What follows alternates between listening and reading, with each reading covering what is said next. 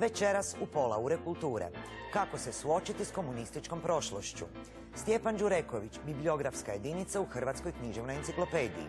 Sanja Ivić, v.d. intendanta HNK u Zagrebu. Zašto Josip Klarica sve vidi bolje od nas? Kako s audicije otići kući pjevajući? Dobra večer. 16. listopada 2013. A mi još uvijek stojimo pred otvorenim vratima i grčevito se držimo za njihov okvir, tvrdoglavo odbijajući izići iz jedne sobe i ući u drugu. Druga soba namještena je po evropskom ukusu, a u prvoj je stara komunistička krama. Već su ozbiljne knjige napisane o tome kako je opasno i pogubno kad se narodi ne žele suočiti sa svojom neslavnom prošlošću, a mi i dalje ustrajemo, držimo se za štok. Povjesničar Ivo Banac pred našom kamerom maše knjigom ironičnog naslova. Bilo je to davno i uostalom nije se nikad ni dogodilo. Ali čini se da je uzalud pokazuje. Knjiga govori o Sovjetskom savezu i komunističkoj prošlosti i zašto odbijanje današnjih Rusa da se suoče s tom prošlošću ima kobne posljedice. Ili recimo roman Ratka Cvetnića, Povijest instituta, koji je vrhunska literarna demontaža komunističkog režima u Hrvatskoj, a opet nema ga ni na jednoj, pa ni na našoj top listi najčitanijih knjiga. I kad se podvuče crta, ispada da smo prije 2 desetljeća uz goleme žrtve sagradili svoj novi dom i u njemu jedino montirali ogledalo u kojemu umjesto budućnosti još uvijek vidimo previše prošlosti. Društvo Josip Broz Tito Rijeka promiče djelo i vrijeme u kojem je djelovao Josip Broz Tito, kao i tekovine antifašizma, toleranciju i jednakost među ljudima kao najviše vrijednosti koje bi trebali biti u današnjem društvu. Naše prebivanje здесь в Москве будет иметь огромные результаты, которые в будущем развитии Югославии будут иметь огромное значение. Я благодарю советское правительство во главе с великим вождем Советского Союза господина маршала Сталина за ту помощь, которую нам он дает. Да здравствует великая советская страна с великим вождем во главе maršalom Stalinom. Veličanje lika i djela druga Tita i danas kada je Hrvatska i formalna članica Europske unije nije rijetka i neuobičajena pojava. Ni povijesne činjenice da je Tito htio biti drugi Staljin, da je nakon staljinizma gradio titoizam, potirući sve europske i demokratske vrijednosti u kojem je njegova avangarda ratničke klase pratila, špijunirala i na posljedku ubijala nepodobne i sumnjive građane, za sljedbenike njegova kulta nebitne su povijesne istine. Može li Hrvatska doista biti europska zemlja i živjeti europske vrijednosti bez sučeljavanja sa svojom komunističkom prošlošću? Ili ćemo i dalje živjeti u društvu u kojem će titoisti biti ugledni građani, a svi ostali koji su bili njegove žrtve i koji nisu i nikad neće voljeti druga Tita, nepodobna i sumnjiva lica?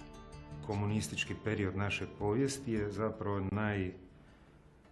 najduža i najvažnija sastavnica onoga polustoljetnog perioda koji je počeo negdje početkom 40-ih, dakle osnutkom NDH, završio raspadom Jugoslavije, unutar kojeg je izgrađen jedan isključivi i nasilni odnos prema društvu i prema pojedincu. Naravno, netko će reći, ugledan povjesničar poput Stjepana Mesića recimo, da mi nikada ovdje i nismo imali komunizma, da smo mi živjeli u kapitalizmu, da je to bila jedna vrsta dirigirane demokracije. Međutim, za nas koji smo povijesni revizionisti i koji ne vjerujemo u takve priče uglednog povjesničara, moramo zaključiti da to ne stoji i da mi također moramo ući u vrlo temeljitu analizu onog što su Rusi propustili i mi također. Prava društvena elita koja bi jamčila neki kontinuitet, ajmo reći, evropskih ili demokratskih vrijednosti, je tokom tih pola stoljeća totalitarizma bila zapravo istrebljena. Dakle, bilo da je bila fizički likvidirana, bilo da je bila onemogućena na različite načine, zatvarana, slana u različite vrste egzila, i ona se naprosto kroz to razdoblje nije uspjela ni regenerirati. I zbog toga nam se događa jedna situacija koja rekao bih pomalo gotovo komična, a to je da predstavnici naše društvene elite, društveno-političke elite, danas zagovaraju zapravo vrijednosti zbog kojih su njihovi roditelji slali ljude na robiju. Ja mislim da smo svi na neki način odgovorni. Sam pojam metafizičke krivnje koji postoji recimo za slučajeve nacizma, govori o tome da su svi članovi društva na neki način odgovorni za činjenicu da nisu intervenirali, ali problem je u tome da mi ovdje to doista nismo niti pokušali. Ne samo to, nego da na razne načine prešutno rehabilitiramo tu prošlost. Kult Tita je danas na neki način mnogo snažniji nego što je bio 80. godina kad su komunisti još bili na vlasti. Ipak postoji jedan dosta važan razlog zbog kojeg je hrvatsko članstvo u Europskoj uniji dobrodošlo. A to je, mi ćemo kroz te europske vrijednosti, mislim, ipak uspjeti izaći na kraj sa dvijema postkomunističkim konstrukcijama koje su vrlo agresivne. Jedno od njih je izjednačavanje komunizma s antifašizmom, a druga konstrukcija jest taj takozvani zajednički jugoslavenski prostor ili region, ili postoji nekoliko formula pod kojim se ta konstrukcija podmeće, a koju bi mogli ilustrirati sa jednim pomalo anegdotalnim, ali vrlo ilustrativnim primjerom, a prije nekoliko godina. Naime, pjevačica Lepa Brena je bez problema dobila dozvolu za nastup u Pulskoj areni. Marko Perković Thompson nije dobio tu dozvolu. Službeno obrazloženje je bilo da se u njegovim javnim istupima i pjesmama i nastupima javlja nešto što bi se recimo moglo nazvati ustašofilskim ponašanjem. Slažem se, to je u Hrvatskoj, neovisno europskoj ili neeuropskoj, to se ne može tolerirati. Međutim, pritom se zaboravlja isto tako notorna činjenica da je gospođa Brena hopsala sa četnicima u Brčkom 1993. godine. Prema tome, očito ta obrazloženja ne drže vodu, jer po mom mišljenju radi se o nečem drugom. Radi se o tome da Brena predstavlja dio te postjugoslavenske ili jugoslavenske kulture, a čavoglave to sasvim sigurno ne predstavljaju. Zapravo se stvara odijum oko istraživanja nekih problema. Vi ste onda na neki način usmjeren prema prošlosti, vi zapravo kočite napredak ovog društva. To su sve kodirane poruke koje imaju uvijek isti učinak, a to je spriječiti. Spriječiti da se o tome govori, spriječiti da se na osnovu toga nešto napravi. Kako je rekao Havel, mi smo svi pomalo bili sustvaratelji, svaki na svoj način, netko svjesnije, netko s računicom, netko bez nje, unutar toga totalitarnog sustava sa kojim nikad nismo uspjeli, niti možda mogli prekinuti. Jer ne može biti da se neprestano otkrivaju ostaci raznih ubijenih ljudi. To je tema i kod Cvetnića, a da o tome nitko ne želi uopće razmišljati. Kad bi neko na trgu Bana Jelačića ovog trenutka ustrijelio jednog psa, bilo bi mnogo više senzacije u našoj okolini nego kad otkrijete grobnice na Gračanima. Ono što ja pomalo, kako se to kaže, tematiziram i u povijesti instituta, jest koja je uloga onih društvenih institucija koje bi trebale ponekako po svojoj naravi biti koliko toliko autonomne u odnosu na partijnost svega oko nas, ali koje to nažalost nisu uspjele postati. Danas se i u ovom društvenom sektoru, nazovimo ga tako, taj partijski model nekako sam po sebi uspostavlja na svakoj poziciji na kojoj postoji dovoljno zanimljiva količina javnog novca. Dakle, sve te ustanove, sve te društvene djelatnosti u smislu pravosuđa ili ovoga ili onoga su još uvijek jako podložne partijnosti. Ustanove u kojima radimo, ja i vi, su također podložne tome. Mi ne možemo naprijed ako ne sagledamo neke stvari od istog razdoblja, ako zapravo ne napravimo jednu analizu. Bez toga mi smo zapravo slijepi na sve slabosti našeg društva i pokazujemo jednu vrstu, kako bih rekao, potpune duhovne odsutnosti.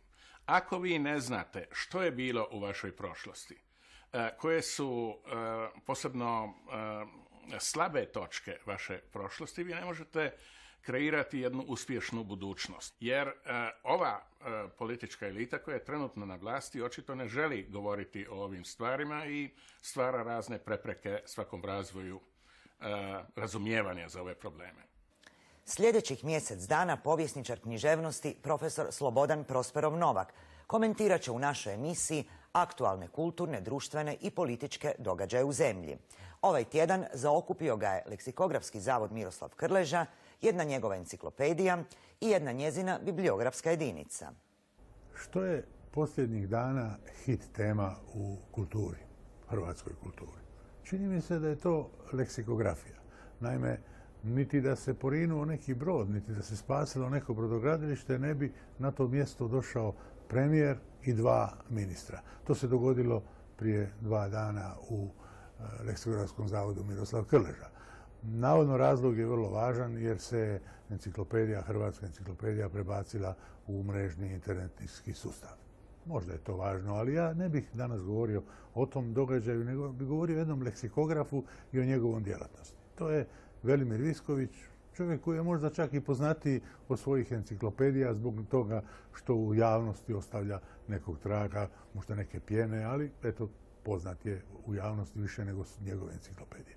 On je nedavno na svom sajtu, blogu, kako se to kaže, objavio čak jedan tekst koji spominje problematiku koja nema veze sa književnošću niti sa leksikografijom. Pisao je o onome što je povezano sa Leksom Perković, sa dakle nečim što je potpuno oprečno njegovom književnom i leksikografskom interesu. Naime, nije pisao toliko o Leksu Perković koliko je pokušao opravdati ubijanja u doba komunizma, uopće istakao je veličinu toga sustava koji je to ubijao kao što su ubijali i drugi, pa gledali smo ostalo filmove o James Bondu i tako dalje. I naravno da sam požurio da pogledam u njegovoj hrvatskoj književnoj enciklopediji kako je prošao, naravno ne taj koji je ubijao, nego onaj koji ga su ubili, a to je Stjepan Đureković. Pogledao sam kako taj hrvatski književnik prolazi u Viskovićevoj enciklopediji. Dobio je samo 6-7 redaka. Manje, dakle, od bilo kojeg pisca koji može biti zastupljen imenom. Jedva mu se stiglo spomenuti ime, prezime, mjesto gdje je ubijen i navesti 5 njegovih književnih dijela za koje se kaže da su romani. Činjenica je da je Viskovićeva enciklopedija zaboravila kazati da je taj čovjek ubijen zbog svojih književnih dijela. Kako je moguće da u Hrvatskoj književnoj enciklopediji jedan čovjek koji je ubijen zbog svojih književnih dijela, zbog svojih 5 knjiga, bude spomenut samo zato što je navodno napisao te knjige, a ubijen je jer iz nekog nepoznatog razloga je smetao službi državne bezbjednosti, pa ga je ubio. Ne. Stjepan Đureković je ubijen zbog svoje knjige Ja, Josip Broz Tito, zbog svoje knjige Crveni menadžeri, zbog svoje knjige Bijeli orlovi, zbog svojih 5 knjiga koje su sve objavljene 82. i 83. godine. Danas vidim da čak visokotiražni izdavači, među njima recimo i vrlo kvalitetni izdavači kao što je Profil, u kojem isti Visković ima uredničke funkcije, objavljuju zapise Ivana Miškovića, tadašnjeg lidera tih službi društvene bezbjednosti, čovjeka koji je bio sigurno šef tog istog Perkovića. Nisu mnogi hrvatski književnici bili likvidirani zbog svojih književnih dijela. Dakle, Stjepan Đureković jest u hrvatskoj enciklopediji, ima 6 redaka, ali je minoriziran do bestidne granice.